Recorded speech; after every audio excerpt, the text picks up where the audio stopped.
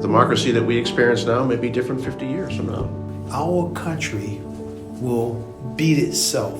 Dig deep for the answers. Don't be happy with just the simple answer. This is really important, and you gotta learn from this mistake.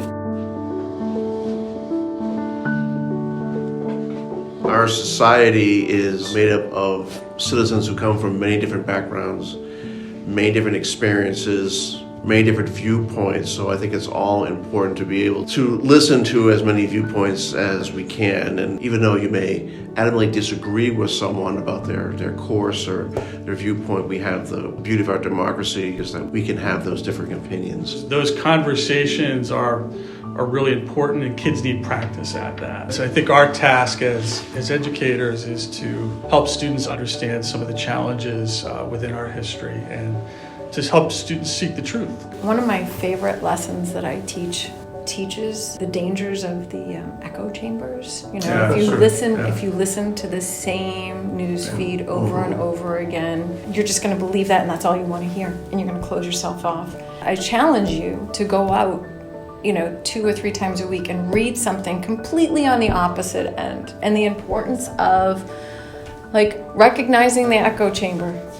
If we don't teach history, our country will beat itself. It'll be like all great empires. The Romans, they beat themselves from the inside. We talked about that at the beginning, how great the Greeks were, how great the Romans were, but then also let's take a look at how did they fall?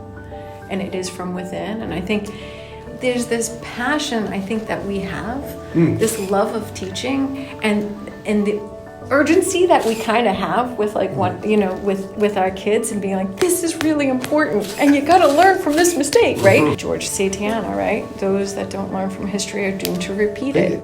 A lot of people in our country have not read the Declaration of Independence and understand the different parts of that document.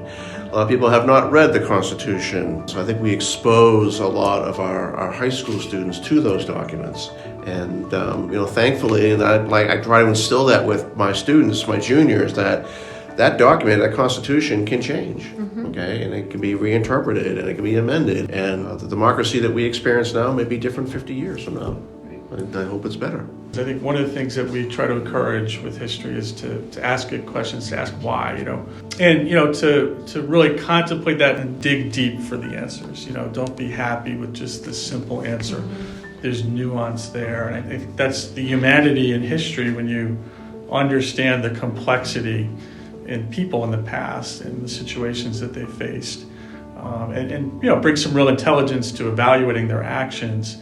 That's going to help you in the present. These skill sets, I think, help our kids to go out there and tackle those echo chambers out there. And I think that as a teacher, or as teachers, I think that's what we strive for, to try to, embed upon the boys that they can make a difference.